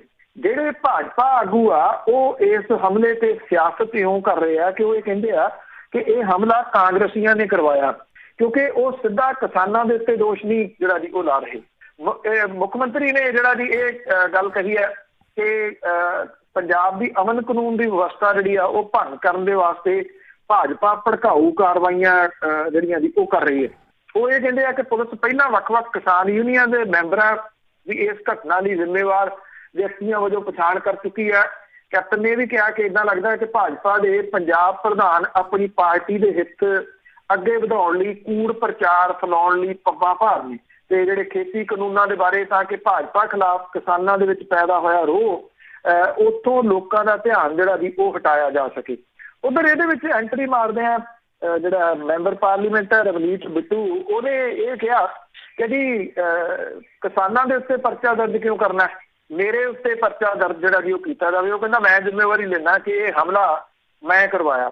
ਉਹਨੇ ਵੈਸੇ ਇਹ ਸਟਾਇਰ ਦੇ ਰੂਪ ਦੇ ਵਿੱਚ ਜਿਹੜਾ ਜੀ ਇਹ ਕਿਹਾ, ਕਿਉਂਕਿ ਇਹ ਕਿਹਾ ਜਾ ਰਿਹਾ ਕਿ ਜੋ ਅਸ਼ਵਨੀ ਸ਼ਰਮਾ ਕਹਿੰਦਾ ਜਿਹਦੇ ਉੱਤੇ ਮਾਮਲਾ ਦਰਜ ਹੋਇਆ ਕਿ ਉੱਥੇ ਗੱਡੀ ਖੜੀ ਸੀ ਜਿਹਦੇ ਉੱਤੇ ਯੂਥ ਕਾਂਗਰਸ ਦਾ ਸਟਿੱਕਰ ਲੱਗਿਆ ਹੋਇਆ ਸੀਗਾ, ਉਹ ਇਸ ਕਰਕੇ ਕਹਿੰਦਾ ਕਿ ਯੂਥ ਕਾਂਗਰਸੀਆਂ ਨੇ ਹਮਲਾ ਜਿਹੜਾ ਜੀ ਉਹ ਕਰਵਾਇਆ ਹੋ ਸਕਦਾ। ਦੇਖੋ ਇੱਕ ਗੱਲ ਜਿਹੜੀ ਇਹਨਾਂ ਸਾਰੇ ਮਾਮਲਿਆਂ ਦੇ ਵਿੱਚ ਨਹੀਂ ਭੁੱਲਣੀ ਚਾਹੀਦੀ, ਰਾਜਨੀਤਿਕ ਪਾਰਟੀ ਕੋਈ ਵੀ ਹੈ ਉਹ ਇਸ ਵੇਲੇ ਇਸ ਸਾਰੇ ਸੰਘਰਸ਼ ਨੂੰ ਤਾਰ ਪੀਡੋ ਕਰਨ ਦੇ ਵਾਸਤੇ ਪੱਬਾਂ ਭਾਰ ਹੈ। ਤੋ ਇਹ ਕਿਤੇ ਨਾ ਕਿਤੇ ਹੋ ਸਕਦਾ, ਕਿਉਂਕਿ ਕਿਸਾਨ ਇੱਕ ਗੱਲ ਕਹਿੰਦੇ ਆ ਕਿ ਅਸੀਂ ਨਾ ਪਹਿਲਾਂ ਹਿੰਸਕ ਸੀ, ਨਾ ਅਸੀਂ ਅੱਜ ਹਿੰਸਕ ਆ, ਨਾ ਕੱਲ ਹਿੰਸਕ ਜਿਹੜਾ ਵੀ ਉਹ ਹੋਵਾਂਗੇ। ਉਹ ਕਹਿੰਦੇ ਇਸ ਹਮਲੇ ਦੇ ਵਿੱਚ ਸਾਡਾ ਕੋਈ ਹੱਥ ਜਿਹੜਾ ਜੀ ਉਹ ਨਹੀਂ ਹੈਗਾ।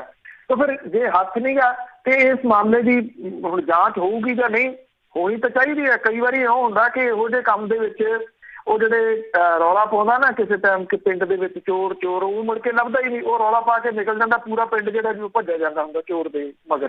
ਤਾਂ ਏਦਾਂ ਦੀਆਂ ਸ਼ਰਾਰਤਾਂ ਵੀ ਜਿਹੜੀਆਂ ਉਹ ਹੋ ਸਕਦੀਆਂ ਨੇ ਕਿ ਕੀਤੀ ਗਈ ਹੋਵੇ। ਹੁਣ ਕਿਹਨਾਂ ਨੂੰ ਪਤਾ ਹੋਊਗਾ ਕਿ ਅਸ਼ਵਨੀ ਸ਼ਰਮਾ ਕਿੱਥੋਂ ਚੱਲਿਆ, ਕਿੱਧਰ ਨੂੰ ਜਾ ਰਿਹਾ, ਕਿਸ ਪਾਸੇ ਵੱਲ ਨੂੰ ਜਿਹੜਾ ਵੀ ਉਹ ਜਾ ਰਿਹਾ, ਕਿੱਥੋਂ ਦੀ ਉਹ ਲੰਘੂਗਾ। ਇਹ ਬੜੇ ਸਾਰੇ ਪੁਆਇੰਟ ਨੇ, ਇਹਦੇ ਵਿੱਚ ਕਿਤੇ ਨਾ ਕਿਤੇ ਰਾਜਨੀਤਿਕ ਸਾਜ਼ਿਸ਼ ਦੀ ਬੋ ਆਉਂਦੀ ਹੈ। ਬਿਲਕੁਲ ਜੀ, ਕਈ ਵਾਰੀ ਆਪ ਵੀ ਕਰਵਾਏ ਹੁੰਦੇ ਆ। ਤੇ ਅੱਗੇ ਮੰਤਰੀ ਸਿਹਤ ਮੰਤਰੀ ਦੇ ਭਰਾ ਦੀ ਜੇ ਗੱਲ ਕਰੀਏ ਤਾਂ ਉਸਨੇ ਸ਼ਾਮਲਾਟ ਜ਼ਮੀਨ ਸੀ ਜਿਹੜੀ ਆਪਣੇ ਨਾਂ ਕਰਵਾਉਣ ਦੀ ਕੋਸ਼ਿਸ਼ ਕੀਤੀ ਹੈ। ਦੇਖੋ ਇਹ ਬੜੀ ਮਹਿੰਗੀ ਪ੍ਰਾਪਰਟੀ ਹੈ, ਜਿਹੜਾ ਏਅਰਪੋਰਟ ਹੈ ਮੋਹਾਲੀ ਦਾ, ਉਹਦੇ ਨੇੜੇ। ਸਿਹਤ ਮੰਤਰੀ ਬਲਬੀਰ ਸਿੰਘ ਸਿੱਧੂ ਦਾ ਛੋਟਾ ਭਰਾ ਤੇ ਡਿਸਟ੍ਰਿਕਟ ਸਹਿਕਾਰੀ ਬੈਂਕ ਦਾ ਚੇਅਰਮੈਨ ਹੈ ਅਮਰਜੀਤ ਸਿੰਘ ਸਿੱਧੂ ਉਰਫ ਜੀਤੀ ਸਿੱਧੂ। ਉਹਨੇ ਮੋਹਾਲੀ ਨੇੜੇ ਪਿੰਡ ਬੈੜੀ, ਇਹ ਸਾਰੇ ਪਿੰਡ ਉਹ ਨੇ ਜੀ ਜਿਹੜੇ ਏਅਰਪੋਰਟ ਦੇ ਵਿੱਚ ਆ ਗਏ, ਜਿੱਥੇ ਕਲੋਨੀਆਂ ਬਹੁਤ ਬਣ ਗਈਆਂ। ਡੈਡੀ ਪਿੰਡ ਦੀ ਕਰੋੜਾਂ ਰੁਪਏ ਦੀ ਸ਼ਾਮਲਾਟ ਜ਼ਮੀਨ ਦਾ ਆਪਣੇ ਹੱਕ ਦੇ ਵਿੱਚ ਤਬਾਦਲਾ ਕਰਾਉਣ ਦੀ ਕੋਸ਼ਿਸ਼ ਜਿਹੜੀ ਜੀ ਉਹਨੇ ਕੀਤੀ। ਇਹਦੇ ਸੰਬੰਧੀ ਪੰਜਾਬ ਹਰਿਆਣਾ ਹਾਈ ਕੋਰਟ ਨੇ ਪਿੰਡ ਵਾਸੀ ਬਲਜੀਤ ਸਿੰਘ ਦੀ ਪਟੀਸ਼ਨ ਦੇ ਉੱਤੇ ਸੁਣਵਾਈ ਕਰਦਿਆਂ ਸ਼ਾਮਲਾਟ ਜ਼ਮੀਨ ਦੇ ਤਬਾਦਲੇ ਤੇ ਰੋਕ ਲਾਤੀ ਹੈ।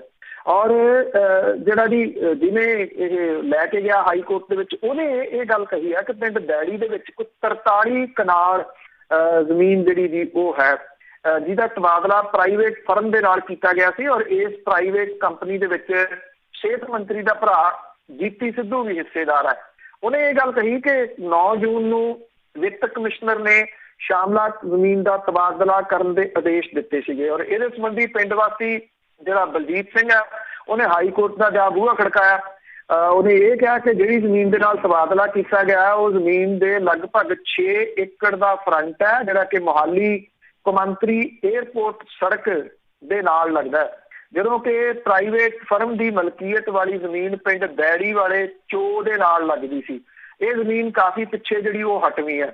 ਉਹਨੇ ਇਹ ਵੀ ਕਿਹਾ ਕਿ ਤਬਾਦਲੇ ਤੋਂ ਪਹਿਲਾਂ ਜ਼ਮੀਨ ਦੀ ਮਾਰਕੀਟ ਵੈਲਿਊ ਵੀ ਨਹੀਂ ਪਾਈ ਗਈ। ਜ਼ਮੀਨ ਦਾ CLU ਰੱਦ ਕਰਨ ਤੇ CBI ਜਾਂ ਹਾਈ ਕੋਰਟ ਦੇ ਸਾਬਕਾ ਜੱਜ ਤੋਂ ਜਾਂਚ ਦੀ ਮੰਗ ਜਿਹੜੀ ਉਹ ਕੀਤੀ ਗਈ ਹੈ। ਜਿਹੜਾ ਜੀਤੀ ਸਿੱਧੂ ਆ ਉਹ ਕਹਿੰਦਾ ਕਿ ਦੋਸ਼ ਬੇਬੁਨਿਆਦ ਹੈ, ਜਿਹੜੇ ਕਹਿੰਦੇ ਹੁੰਦੇ ਆ ਕਿ ਸਿਆਸਤ ਤੋਂ ਪ੍ਰੇਰਿਤ ਹੈ। ਇਹ ਵੀ ਕਿਹਾ ਕਿ ਜ਼ਮੀਨ ਦਾ ਤਬਾਦਲਾ ਸਰਕਾਰੀ ਨਿਯਮਾਂ ਦੇ ਮੁਤਾਬਕ ਕੀਤਾ ਗਿਆ। ਉਹਨੇ ਇਹ ਵੀ ਕਿਹਾ ਕਿ ਉਹਨਾਂ ਨੂੰ ਆਪਣੀ ਜ਼ਮੀਨ ਵਿੱਚ ਜਾਣ ਲਈ ਪੰਚਾਇਤੀ ਜ਼ਮੀਨ ਚੋਂ ਲੰਘਣਾ ਪੈਂਦਾ, ਜਿਹਦੇ ਕਰਕੇ ਸਰਕਾਰੀ ਸ਼ਰਤਾਂ ਤਹਿਤ ਜ਼ਮੀਨ ਦਾ ਤਬਾਦਲਾ ਕੀਤਾ ਗਿਆ। ਤਬਾਦਲਾ ਤਾਂ ਕੀਤਾ ਗਿਆ ਨਾ, ਉਹ ਮੰਨ ਗਿਆ। ਕੀਤਾ ਕਿਉਂ ਗਿਆ ਉਹ ਪਿੰਡ ਵਾਸੀ ਨੇ ਜਿਹੜਾ ਜੀ ਉਹ ਦੱਸਿਆ ਕਿ ਇਹਦਾ ਜਿਹੜਾ 6 ਏਕੜ ਦਾ ਫਰੰਟ ਹੈ ਉਹ ਮੇਨ ਜਿਹੜੀ ਏਅਰਪੋਰਟ ਰੋਡ ਹੈ ਜਿਹੜੀ ਮੋਹਾਲੀ ਨੂੰ ਏਅਰਪੋਰਟ ਨੂੰ ਜਾਂਦੀ ਉਹਦੇ ਨਾਲ ਲੱਗਦਾ, ਕਿਉਂਕਿ ਇਹ ਕਹਿ ਲਓ ਕਿ ਕੌਡੀਆਂ ਦੇ ਭਾਅ ਵਾਲੀ ਜ਼ਮੀਨ ਜਿਹੜੀ ਜੀ ਉਹ ਦੇ ਕੇ ਤੇ ਉਹ ਚੋਅ ਦੇ ਵਿਚਲੀ ਜ਼ਮੀਨ ਦੇ ਕੇ ਮੇਨ ਜਿਹੜੀ ਜ਼ਮੀਨ ਹੈ ਉਹ ਆਪਣੇ ਨਾਂ ਜਿਹੜੀ ਜੀ ਉਹ ਤਬਦੀਲ ਕਰਾ ਲਈ। ਲੋਕ ਕਹਿੰਦੇ ਆ, ਲੋਕ ਬਹੁਤ ਸਾਰੇ ਕਿ ਰਾਜਨੀਤਿਕ ਲੋਕ ਜਾਂ ਉਹਨਾਂ ਦੇ ਨਾਲ ਜੁੜੇ, ਉਹਨਾਂ ਦੇ ਨੇੜੇ ਤੇੜੇ ਵਾਲੇ ਪੈਸੇ ਕਿੱਥੋਂ ਕਮਾਉਂਦੇ ਆ ਜੀ। ਇਸ ਕਿਸਮ ਦੀਆਂ ਜਿਹੜੀਆਂ ਜੀ ਉਹ ਚੋਰ ਮੋਰੀਆਂ ਨੇ ਕਿ ਇਹ ਸਭ ਨੂੰ ਪਤਾ ਹੈ ਕਿ ਜਦੋਂ ਏਅਰਪੋਰਟ ਆਉਣਾ ਸੀਗਾ ਇਹਨਾਂ ਪਿੰਡਾਂ ਦੀ ਜ਼ਮੀਨ ਕਿਹੜੇ ਜਿਹੜਾ ਪੰਜਾਬ ਦਾ ਵੱਡਾ ਇੱਕ ਕਾਰਪੋਰੇਟ ਪਰਿਵਾਰ ਹੈ ਉਹਨੇ ਖਰੀਦੀ, ਜਿਹੜਾ ਅੱਜ ਕਹਿੰਦਾ ਜੀ ਕਿ ਮੈਂ ਵੀ ਕਿਸਾਨ ਹਾਂ। ਉਹਨਾਂ ਨੇ ਇਹ ਖਰੀਦੀ ਸਾਰੇ ਪਿੰਡਾਂ ਦੀ ਜ਼ਮੀਨ। ਜਦੋਂ 에ਅਰਪੋਰਟ ਮਨਜ਼ੂਰ ਹੋ ਗਿਆ ਤੇ ਉਸ ਤੋਂ ਬਾਅਦ ਲੱਖਾਂ ਵਾਲੀ ਚੀਜ਼ ਜਿਹੜੀ ਉਹ ਕਰੋੜਾਂ ਦੀ ਬਣ ਗਈ। ਅੱਜ ਉੱਥੇ ਇੰਨੀਆਂ ਕਲੋਨੀਆਂ ਜਿਹੜੀਆਂ ਜੀ ਉਹ ਬਣ ਗਈਆਂ, ਅਰਬਾਂ ਰੁਪਈਆ ਉਸ ਜ਼ਮੀਨ ਦੇ ਵਿੱਚੋਂ ਕਮਾਇਆ ਗਿਆ ਜੀ, ਅਰਬਾਂ ਰੁਪਈਆ। ਬਿਲਕੁਲ, ਜਿਨ੍ਹਾਂ ਦੀ ਤੁਸੀਂ ਗੱਲ ਕਰਦੇ ਹੋ ਉਹਨਾਂ ਨੇ ਤੇ ਪੰਜਾਬ ਹੀ ਖਾ ਲਿਆ, ਥਾਂ ਥਾਂ ਤੇ ਜ਼ਮੀਨ ਖਾਧੀ ਉਹਨਾਂ ਨੇ। ਤੇ ਅਖੀਰ ਦੇ ਵਿੱਚ ਗੱਲ ਕਰਦੇ ਹਾਂ, ਜਿਹੜੇ 4 ਕਿਲੋ ਡੋਡੇ ਫੜੇ ਗਏ ਆ, ਉਹ ਪੁਲਿਸ ਦੇ ਮੋਟੇ ਢਿੱਡਾਂ ਵਾਲਿਆਂ ਨੂੰ ਵਕਤ ਪਾਇਆ। ਐਕਚੁਅਲੀ ਕੀ ਹੈ, ਇਹ ਮਾਮਲਾ ਹਾਈ ਕੋਰਟ ਦੇ ਵਿੱਚ ਜਿਹੜਾ ਜੀ ਉਹ ਗਿਆ, ਔਰ ਮਾਮਲਾ ਕੀ ਸੀਗਾ ਕਿ ਪੁਲਿਸ ਨੇ ਇਹ ਗੱਲ ਕਹੀ ਕਿ ਉਹਨਾਂ ਨੂੰ ਗੁਪਤ ਸੂਚਨਾ ਮਿਲੀ ਸੀਗੀ ਕਿ ਇੱਕ ਜਿਹੜਾ ਮੁਲਜ਼ਮ ਹੈ ਮਲਕੀਤ ਸਿੰਘ, ਉਹਦੇ ਕੋਲ ਨਸ਼ੀਲਾ ਪਦਾਰਥ ਹੈ। ਉਹ ਕਹਿੰਦੇ ਜਿਹੜਾ ਮੁਲਜ਼ਮ ਸੀਗਾ ਪੁਲਿਸ ਪਾਰਟੀ ਨੂੰ ਵੇਖ ਕੇ ਪਲਾਸਟਿਕ ਵਾਲਾ ਬੈਗ ਸੁੱਟ ਕੇ ਮੌਕੇ ਤੋਂ ਭੱਜ ਗਿਆ, ਜੋ FIR ਤੇ ਲਿਖਿਆ ਹੋਇਆ। ਇੱਕ ਹੌਲਦਾਰ ਜਗਜੀਤ ਸਿੰਘ ਨੇ ਉਹਦਾ ਪਿੱਛਾ ਕੀਤਾ ਪਰ ਉਹ ਭੱਜਣ 'ਚ ਕਾਮਯਾਬ ਹੋ ਗਿਆ। ਪੁਲਿਸ ਦੇ ਮੁਤਾਬਕ ਪਲਾਸਟਿਕ ਦੇ ਲਿਫਾਫੇ ਦੇ ਵਿੱਚ 4 ਕਿਲੋ ਡੋਡੇ ਸੀਗੇ। ਅੱਛਾ, ਜਿਹੜਾ ਉਹ ਸੀਗਾ ਮਲਕੀਤ ਸਿੰਘ, ਉਹਨੇ ਉਹ ਜਿਹੜੀ ਐਪਲੀਕੇਸ਼ਨ ਲਾਈ ਹਾਈ ਕੋਰਟ ਦੇ ਵਿੱਚ। ਉੱਥੇ ਜਿਹੜਾ ਜਗਜੀਤ ਸਿੰਘ ਆ ਉਹ ਇਹ ਕਹਿੰਦਾ ਕਿ ਹੌਲਦਾਰ ਆ ਜਿਹੜਾ ਵੀ ਮੈਂ ਇਹਨੂੰ ਪਛਾਣਦਾ, ਉਹ ਮਲਕੀਤ ਸਿੰਘ ਹੀ ਸੀਗਾ। ਜਿਹੜਾ ਉਹਦਾ ਵਕੀਲ ਸੀ ਮਲਕੀਤ ਸਿੰਘ ਦਾ, ਉਹਨੇ ਦਲੀਲ ਦਿੱਤੀ ਵੀ ਮਲਕੀਤ ਸਿੰਘ ਦੀ ਉਮਰ ਜਿਹੜੀ ਆ ਉਹ 45 ਸਾਲ ਹੈ। ਅੱਜ ਤੱਕ ਉਹਦੇ ਉੱਤੇ ਪਹਿਲਾਂ ਕੋਈ ਕੇਸ ਨਹੀਂ ਸੀ ਹੈਗਾ ਕੋਈ ਵੀ। ਜਦੋਂ ਉਹਦੇ ਉੱਤੇ ਕੇਸ ਨਹੀਂ ਸੀਗਾ ਤਾਂ ਫਿਰ ਇਹ ਹੌਲਦਾਰ ਉਹਨੂੰ ਪਛਾਣਦਾ ਕਿਵੇਂ ਸੀ ਕਿ ਇਹ ਡੋਡੇ ਉਹਦੇ ਸੀਗੇ। ਇੱਥੋਂ ਜਿਹੜੀ ਸਾਰੀ ਕਹਾਣੀ ਸੀ ਇਹ ਚੱਲੀ। ਇਹ ਕਿਸ਼ਨਗੜ੍ਹ ਦਾ ਰਹਿਣ ਵਾਲਾ, ਕਿਸ਼ਨਗੜ੍ਹ ਜਿਹੜਾ ਕਿ ਨਿਹਾਲ ਸਿੰਘ ਵਾਲਾ ਦੇ ਨੇੜੇ ਪੈਂਦਾ। 16 ਸਤੰਬਰ ਨੂੰ 4 ਕਿਲੋ ਡੋਡੇ ਇੱਥੋਂ ਬਰਾਮਦ ਕੀਤੇ ਗਏ ਸੀ। ਜਿਹੜਾ ਹੌਲਦਾਰ ਕਹਿੰਦਾ ਕਿ ਉਹਨੇ ਪਿੱਛਾ ਕੀਤਾ ਪਰ ਉਹ ਮੁਲਜ਼ਮ ਭੱਜਣ 'ਚ ਸਫਲ ਰਿਹਾ। ਉਹ ਬਹੁਤ ਮੋਟਾ ਹੈ, ਉਹ ਭੱਜ ਨਹੀਂ ਜਿਹੜਾ ਜੀ ਉਹ ਸਕਦਾ। ਉੱਥੋਂ ਹਾਈ ਕੋਰਟ ਨੇ ਜਿਹੜਾ ਜੀ ਇਹ ਕਿਹਾ ਕਿ ਇਹ ਜਿਹੜੇ ਮੋਟੇ ਢਿੱਡਾਂ ਵਾਲੇ ਪੁਲਿਸੀਏ ਨੇ, ਪੰਜਾਬ ਹਰਿਆਣਾ ਹਾਈ ਕੋਰਟ ਨੇ ਹੁਕਮ ਇਹ ਦਿੱਤਾ ਕਿ ADGP ਬਿਊਰੋ ਆਫ ਇਨਵੈਸਟੀਗੇਸ਼ਨ ਨੂੰ ਕਿ ਡਾਕਟਰਾਂ ਦੀ ਨਿਗਰਾਨੀ ਦੇ ਹੇਠ ਪੁਲਿਸ ਅਕੈਡਮੀ ਦੇ ਵਿੱਚ ਮੋਟੇ ਪੁਲਿਸ ਮੁਲਾਜ਼ਮਾਂ ਦਾ ਸਰੀਰਕ ਫਿਟਨੈਸ ਟੈਸਟ ਜਿਹੜਾ ਜੀ ਉਹ ਲਿਆ ਜਾਵੇ। ਅਦਾਲਤ ਨੇ ਵੀ ਕਿਹਾ ਕਿ ਜੇ ਜ਼ਰੂਰਤ ਹੋਵੇ ਤਾਂ ਉਹਨਾਂ ਨੂੰ 3 ਮਹੀਨੇ ਦੀ ਸਰੀਰਕ ਫਿਟਨੈਸ ਸਿਖਲਾਈ ਦੇਣ ਦਾ ਹੁਕਮ ਜਿਹੜਾ ਜੀ ਉਹ ਦਿੱਤਾ ਗਿਆ। ਇੱਕ 4 ਕਿਲੋ ਡੋਡਿਆਂ ਦੀ ਕਹਾਣੀ ਨੇ ਇਹ ਜਿੰਨੇ ਮੋਟੇ ਢਿੱਡਾਂ ਵਾਲੇ ਜਿਹੜੇ ਪੰਜਾਬ ਪੁਲਿਸ ਦੇ ਵਿੱਚ ਹੈਗੇ ਨੇ ਉਹਨਾਂ ਨੂੰ ਹੁਣ ਵਕਤ ਪਾਤਾ ਜੀ। ਇਹਨਾਂ ਸਭ ਨੂੰ ਜਾਣਾ ਜਿਹੜਾ ਪੈਣਾ ਪੁਲਿਸ ਅਕੈਡਮੀ ਦੇ ਵਿੱਚ, ਜਿੱਥੇ ਜਾ ਕੇ ਇਹਨਾਂ ਦੀ ਟ੍ਰੇਨਿੰਗ ਹੋਊਗੀ। ਔਰ ਹਾਈ ਕੋਰਟ ਨੇ ਇਹ ਵੀ ਹੁਕਮ ਕੀਤਾ ਕਿ ਜੇ ਇੱਕ ਟ੍ਰੇਨਿੰਗ ਤੋਂ ਬਾਅਦ ਇਹਨਾਂ ਦਾ ਕੋਈ ਵੇਟ ਨਹੀਂ ਘਟਦਾ, ਭਾਰ ਨਹੀਂ ਘਟਦਾ, 3 ਮਹੀਨਿਆਂ ਦੇ ਬਾਅਦ ਮੁੜ ਕੇ ਇਹਨਾਂ ਨੂੰ ਟ੍ਰੇਨਿੰਗ ਦੇ ਉੱਤੇ ਭੇਜਿਆ ਜਾਵੇ। ਹਾਈ ਕੋਰਟ ਨੇ ਇਹ ਵੀ ਜਿਹੜਾ ਜੀ ਉਹ ਕਰ ਦਿੱਤਾ ਕਿ ਇਹਨਾਂ ਨੂੰ ਜਿਹੜੀ ਗੁਪਤ ਸੂਚਨਾ ਮਿਲਦੀ ਹੈ ਕਿਸੇ ਦੇ ਬਾਰੇ ਦੇ ਵਿੱਚ, ਉੱਥੇ ਨਾ ਭੇਜਿਆ ਜਾਵੇ। ਜਿਹੜੇ ਮੁਲਜ਼ਮ ਨੇ ਉਹਨਾਂ ਨੂੰ ਫੜਨ ਦੇ ਵਾਸਤੇ ਇਹ ਕਿਹਾ ਕਿ ਉੱਥੇ ਨਾ ਜਿਹੜਾ ਜੀ ਉਹ ਭੇਜਿਆ ਜਾਵੇ, ਕਿਉਂਕਿ ਮੋਟੇ ਢਿੱਡਾਂ ਵਾਲੇ ਜਿਹੜੇ ਜੀ ਉਹਨਾਂ ਨੂੰ ਕਾਬੂ ਕਰਨ ਦੇ ਵਿੱਚ ਫੇਲ ਰਹਿੰਦੇ। ਜੀ ਜੀ, ਬਹੁਤ ਬਹੁਤ ਧੰਨਵਾਦ ਬਲਤੇਜ ਪੰਨੂ ਜੀ। ਮਿਹਰਬਾਨੀ ਜੀ, ਧੰਨਵਾਦ ਜੀ, ਸਤਿ ਸ਼੍ਰੀ ਅਕਾਲ ਜੀ। ਤੇ ਸੁਣਦੇ ਹੋਏ ਸੀ ਬਲਤੇਜ ਪੰਨੂ ਜੀ ਜੋ ਸਾਡੇ ਨਾਲ ਕਰਦੇ ਨੇ ਖਬਰਾਂ। ਇਸੇ ਦੇ ਨਾਲ ਸਾਡਾ ਅੱਜ ਦਾ ਬੁਲੇਟਿਨ ਇੱਥੇ ਸਮਾਪਤ। ਬਲਵਿੰਦਰ ਕੌਰ ਵੱਲੋਂ ਵੀ ਆਪ ਸਭ ਨੂੰ ਪਿਆਰ ਭਰੀ ਸਤਿ ਸ੍ਰੀ ਅਕਾਲ।